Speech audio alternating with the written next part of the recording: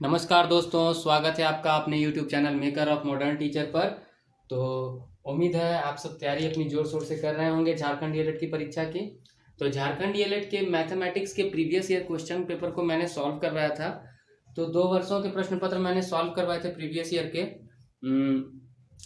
मुझे कुछ डिमांड किए गए हैं कि आगे के वर्षों के भी प्रश्न पत्र को सॉल्व करवाया जाए, तो इस उद्देश्य से मैं आपके सामने आज वर्ष 2016 के प्रश्न पत्रों को लेकर उपस्थित हुआ हूं। खंड हमेशा आपको पता है कि हर साल 2 खंड में पूछा जाता है। पहले खंड में गणित शिक्षण से संबंधित प्रश्न, इस वर्ष पूछा गया था आगमन निगमन विधि से संबंधित प्रश्न और प्राथमिक स्तर पर गणित शिक्षण के उद्देश्य से। ये 2 थे थ्योरी पोर्शन के प्रश्न। और जब तीसरा नंबर से हम आते हैं तो मैथमेटिक्स के क्वेश्चन है। यहाँ जो पहला नंबर सवाल है वह है आपको कि लसा निकालें। लसा यानी कि लघुत्तम समापवर्धक, find the least common multiple LCM 4, 6, 12, 16 और 18। तो उत्तर बहुत आसान बनेगा। जब आप आंसर बना रहे होंगे तो आपको 4, 6, 12, 16, 18 ऐसे लिखने के बाद इसका भाज्य गुणनखंड कर देना है। 2 दूनी 4, 2 तिया 6, 2 छक 12, 2 अठे 16, 2 नवा 18। 2 से एक बार 3 उतर गया, 2 तिया 6, 2 चौके 8, 9 उतर गया। अब हम 3 से लगा लेंगे तो 3 एका 3, एक बार में 4 नहीं जाएगा, 3 तिया 9। तो लसा निकालने के लिए क्या करना है, आपको सबको गुना कर देना है।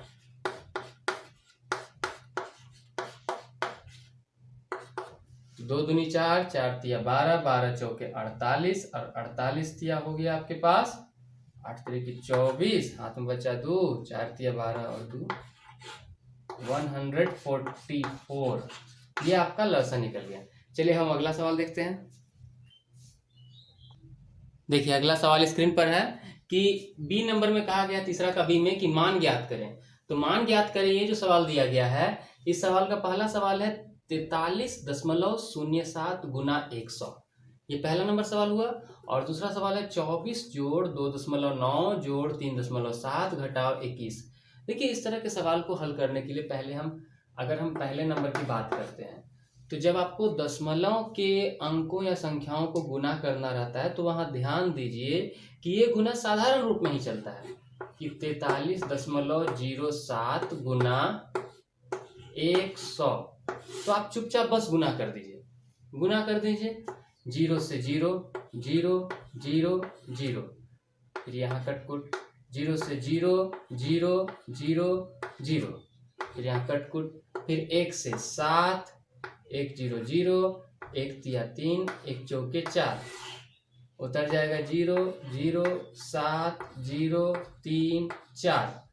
अब ध्यान दीजिए कि दशमलव कितने अंकों के बाद था? क्या यहाँ दशमलव था? नहीं था। यहाँ दशमलव था 2 अंकों के बाद, तो उतना ही अंकों के बाद दशमलव यहाँ बैठा दीजिए। तो यही हो गया आपका आंसर,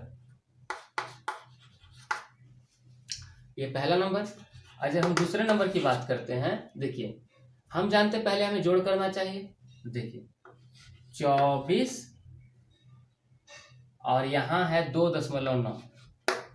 अब जब आप जोड़ेंगे 2.9 को तो आप ध्यान दीजिए कि इसमें दशमलव नहीं है, तो यहाँ दशमलव लगा करके इसके बराबर में 0 कर लीजिए, जोड़ दीजिए, 9 उतर गया, 4 2 6, 2 का 2।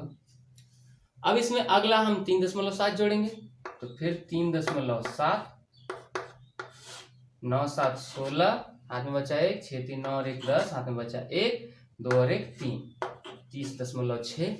अब इसमें से घटाएंगे 21, तो ध्यान दीजिए 21 को आप कहाँ लिखेंगे? दशमलव के नीचे दशमलव, लेकिन अगर 21 के बगल में दशमलव नहीं है तो 21 यहाँ दशमलव की जगह पर 0 आएगा।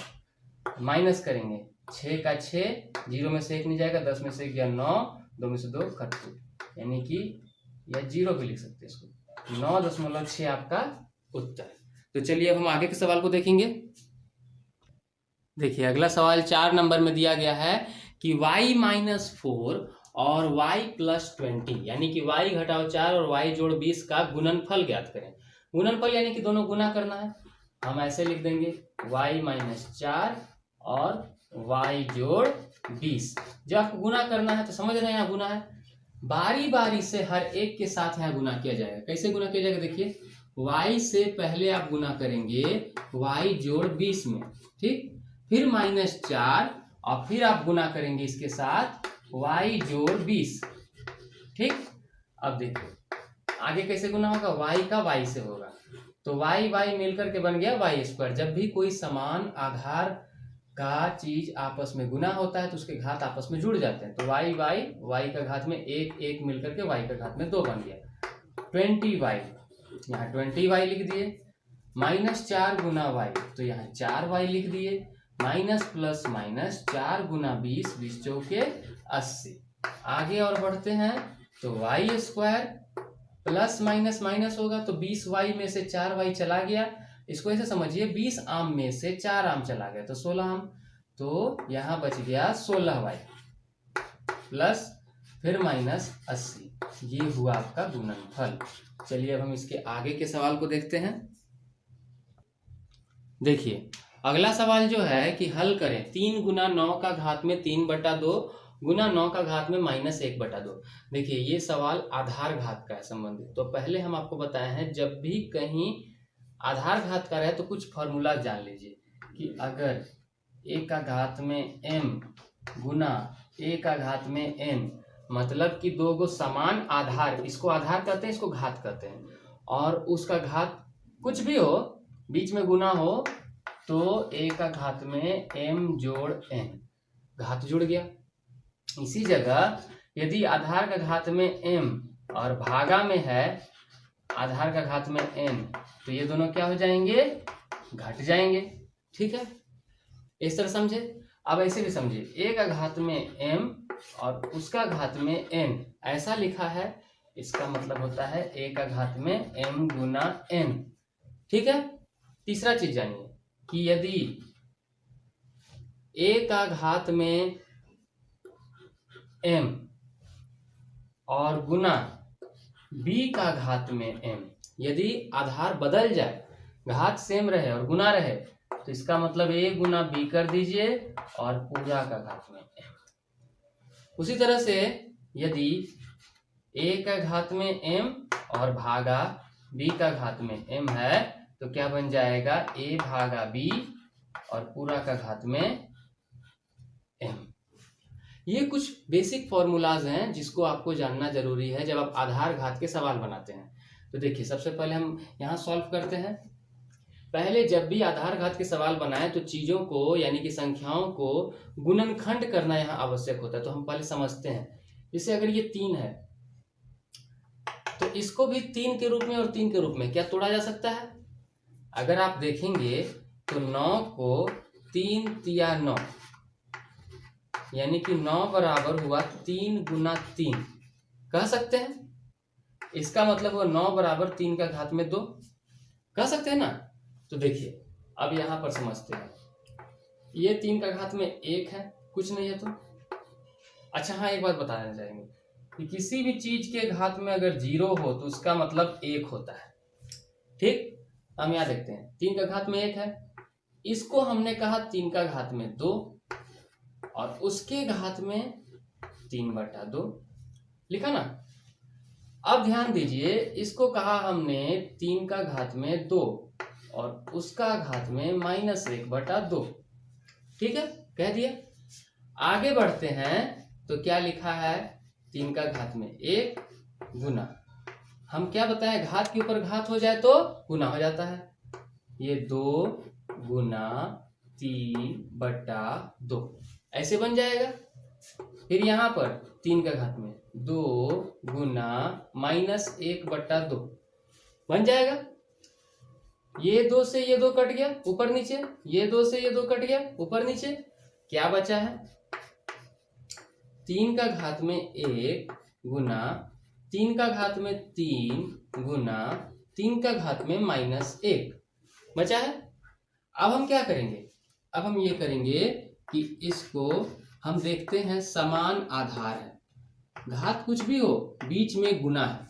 सबसे पहला फॉर्मूला क्या होता है कि घात को जोड़ दिया जाएगा, तो 3 का घात में 1 जोड़ 3, फिर प्लस माइनस 1, क्या हो जाएगा, कट गया, तो बचा 3 का घात में 3। इसका मतलब क्या, 3 गुना 3 गुना 3। इसका क्या मतलब है, 3 तिया 9, 9 तिया 27 आंसर। चलिए अब हम इसके आगे के सवाल को देखेंगे। देखिए अगर सवाल है गुणनखंड निकालें, गुणनखंड निकालें m square minus 8m plus 15। तो कैसे गुणनखंड निकालेंगे, हम पहले लिख लेते हैं, यहाँ हल करने जा रहे हैं हम इसका। m square minus 8m plus 15, एक रफ के लिए लाइन खींच दीजिए आप। सबसे पहले प्रथम और अंतिम पद को गुना करिए, यानी m स्क्वायर गुना 15, तो आ गया मेरा 15m स्क्वायर। अब इस 15m स्क्वायर का गुणनखंड करते हैं। एक ऐसा पेयर बनाना है जिसको जोड़ने या घटाने पर बीच वाला संख्या आ जाए। तो उसके लिए पहले हम देखते हैं इसका कितना गुणनखंड है। 15 एकम 15 निकलता है ना, 5 तिया 15, अब और कुछ नहीं निकला, नहीं निकला। अगर 15 में 1 जोड़ेंगे तो 16 और घटाएंगे तो 14। अब 5 में 3 जोड़ेंगे तो 8 और घटाएंगे तो 2। अब हम ध्यान देखते हैं कि यहाँ से 8 बन रहा है, तो m स्क्वायर, अगर यहाँ जो चिन्ह रहता है वो बड़े वाले के साथ लेते हैं, हम हमेशा बोले हैं, तो -5m। जब -5m है तो -5m में +3m अगर करेंगे तो घट जाएगा, यानी कि -3m ही करने की आवश्यकता है। -3m plus 15। अब क्या करेंगे, इन दोनों में से m को बाहर निकालिए, तो m-5, ठीक। फिर यहाँ हम क्या करते हैं, 3 को बाहर निकाल लेते हैं माइनस के साथ, तो यहाँ m बचा, माइनस बाहर निकला तो प्लस में से माइनस गया तो माइनस बचा, और फिर 3 बचे 15 तो 5 हुआ। अब m-5 देखिए 2 जगह है, तो एक m-5 निकाल लिए और यहाँ पर m-3 बचा, यही हो गया आपका आंसर। चलिए अब अगला क्वेश्चन को देखते हैं। देखिए सवाल है कि समीकरण को हल करें। x प्लस 7 बटा में 3x प्लस 16 बराबर 4/7।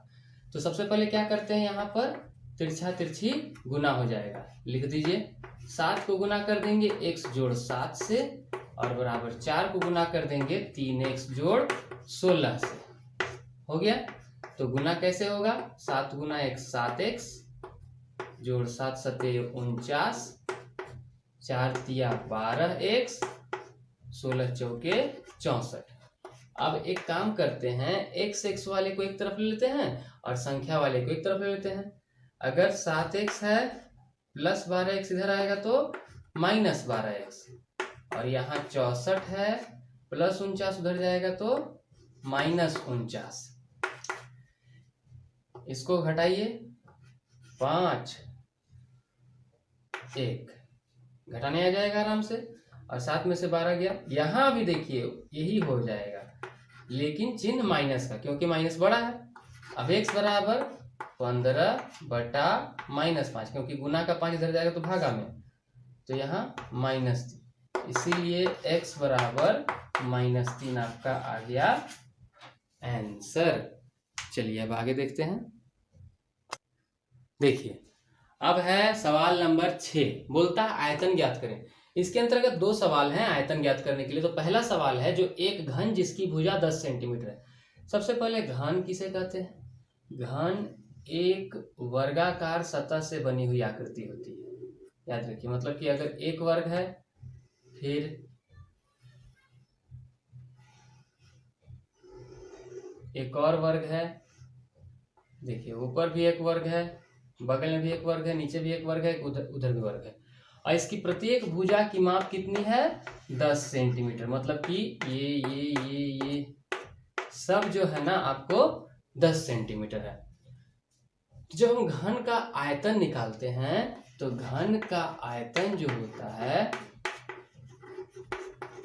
घनाकार वस्तु में आप देख सकते हैं लूडो का पासा, घन का आयतन जो होता है वो होता है भुजा गुने भुजा गुने भुजा, याद रखिए।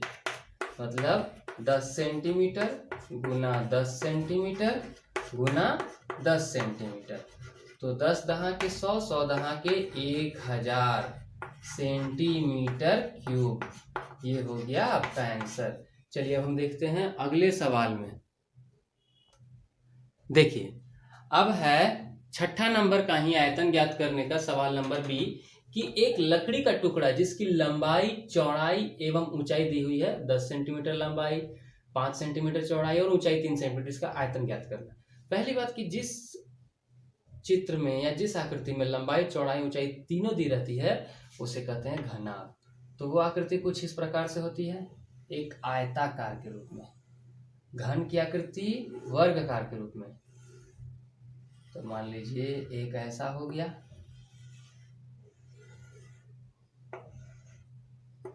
ऊपर में भी आयत है, बगल में भी आयत है, इधर भी आयत है। मान लीजिए हम इसमें लंबाई ले लिए 10 सेंटीमीटर, ठीक है ना, चौड़ाई ले लिए 5 सेंटीमीटर और ऊंचाई ले लिए 3 सेंटीमीटर। तो अब जो है ना बात ये किया जा रहा है कि इसका लंबाई, चौड़ाई, ऊंचाई के दिए जाने के बाद अब इसका आयतन निकालना है। तो घनाभ का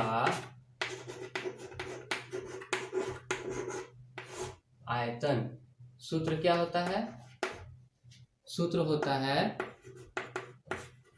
लंबाई गुना चौड़ाई गुना ऊंचाई। तो आप बैठा दीजिए 10 सेंटीमीटर गुना 5 सेंटीमीटर गुना 3 सेंटीमीटर। 10 × 5 = 150 centimetre cube. ये हो गया, या ऐसे भी लिख सकते हैं। इसीलिए लकड़ी के टुकड़े का आयतन बराबर 150 सेंटीमीटर क्यूब। तो चलिए ये हो गया आपका सवाल नंबर 6। अब हम आगे की ओर बढ़ते हैं। देखिए अगला सवाल है कि किसी समकोण त्रिभुज की लंबवत भुजाएं क्रमशः 20 सेंटीमीटर और 30 सेंटीमीटर है, तो उस त्रिभुज का क्षेत्रफल ज्ञात कीजिए। पहले समकोण त्रिभुज कैसा होता है उसका चित्र बना लेते हैं। मान लीजिए यह एक समकोण त्रिभुज है। समकोण त्रिभुज मतलब जिसका एक कोण 90 डिग्री का होता है। अब मान लीजिए कि इसमें एक भुजा है आपको 20 सेंटीमीटर और एक भुजा है आपको 30 सेंटीमीटर। क्यों मैंने यही दोनों भुजा ली? देखिए लंबवत भुजा, लंबवत यानी कि एक दूसरे पर लंब बनाती हो, यानी कि 90 डिग्री का कोण बनाती हो। आप इसको भी 20 इसको भी 30 लेंगे तो कोई दिक्कत नहीं है, ठीक है ना। तो अब आंसर बनाएंगे और यहां लिखेंगे कि त्रिभुज का क्षेत्रफल, त्रिभुज का क्षेत्रफल का सूत्र क्या होता है? 1/2 गुना आधार गुना ऊंचाई। अब देखिए समझिए यहां पर ध्यान से, जो लेटी हुई रेखा होती है उसे हम आधार कहते हैं और जो खड़ी सीधी रेखा होती है उसे हम ऊंचाई कहते हैं। तो 1/2 गुना आधार के जगह 30 सेंटीमीटर गुना 20 सेंटीमीटर जब हम बैठा देंगे, अब इसे हम नीचे से ऊपर काट सकते हैं। 2 से 10 बार में 20 कट गया। अब 30 दहा 300 आ गया, सेंटीमीटर सेंटीमीटर यानी कि सेंटीमीटर स्क्वायर। यही हो गया आपका उत्तर। चलिए अब हम इसके आगे के सवाल को देखते हैं। देखिए अब है 7 नंबर सवाल का बी नंबर सवाल जो दिया हुआ कि एक वृत्त का क्षेत्रफल एवं परिधि ज्ञात करें जिसका व्यास 14 सेंटीमीटर है। तो पहले अगर मान लीजिए कि यह आपका एक वृत्त हो गया, तो वृत्त का ये केंद्र होता है और जो जीवा वृत्त के केंद्र से होकर पार करती है उसको हम व्यास कहते हैं। यहाँ व्यास का मान 14 सेंटीमीटर है और व्यास का आधा यानी अर्ध व्यास को हम त्रिज्या कहते हैं। तो आंसर निकालेंगे कि त्रिज्या यानी कि r बराबर व्यास बटा 2 होगा, यानी कि 14/2 कट के कितना आया 7 सेंटीमीटर। ठीक है, अब सबसे पहले हम वृत्त का क्षेत्रफल ज्ञात करेंगे। जैसे ऐसे बोला गया है, वृत्त का क्षेत्रफल, क्षेत्रफल बराबर होता क्या है पाई आर स्क्वायर। अब अगर आपसे पूछा जाए पाई का वैल्यू कितना है तो 22/7, जब तक कि सवाल में दिया हुआ ना रहे 3.14 तब तक आप 22/7 ही बैठाएंगे। गुना आर के जगह 7 गुना 7, तो 7 से 7 कट गया तो 22 सते 154 सेंटीमीटर स्क्वायर। याद रखिएगा, क्षेत्रफल हमेशा स्क्वायर के यूनिट में चलता है। अब हम बात करते हैं वृत्त की परिधि। तो वृत्त की परिधि का सूत्र क्या होता है 2πr। यहां भी हम वही काम करेंगे कि 2 गुना 22/7 गुना 7, तो 7 से 7 कट गया और 22 गुना 44 सेंटीमीटर। देखिए, लेकिन परिधि में हम क्या करते हैं सेंटीमीटर, यूनिट एक रहता है। इसके पीछे क्या कारण है, यहाँ भी सेंटीमीटर यहाँ भी सेंटीमीटर, गुना होकर 2 सेंटीमीटर पर यहाँ 1 ही सेंटीमीटर। तो ये दोनों हो गए आपके उत्तर। चलिए अब हम इसके आगे के प्रश्न को देख लेते हैं। देखिए 8वां नंबर प्रश्न है कि एक आयत का परिमाप व क्षेत्रफल ज्ञात करें जिसकी लंबाई 40 सेंटीमीटर और चौड़ाई 30 सेंटीमीटर है। तो मान लीजिए यह है आपका आयत और ये है 40 सेंटीमीटर इसकी लंबाई और 30 सेंटीमीटर इसकी चौड़ाई। तो हम क्या लिखेंगे, लंबाई बराबर 40 सेंटीमीटर, चौड़ाई बराबर 30 सेंटीमीटर। आयत का परिमाप, पहले बताइए कि परिमाप क्या होता है। परिमाप का मतलब हुआ चारों ओर की लंबाई, यानी कि सभी भुजाओं का योग, और आयत का परिमाप होता है 2 गुना लंबाई जोड़ चौड़ाई। तो 2 गुना लंबाई की जगह 40 जोड़ 30, यानी कि हो गया 2 गुना 70 बराबर 140 सेंटीमीटर। परिमाप कभी भी स्क्वायर में नहीं रहेगा, पहले बता रहे हैं, परिमाप या परिधि कभी भी स्क्वायर में रहता है। अब है अगला बारी आपका आयत का क्षेत्रफल।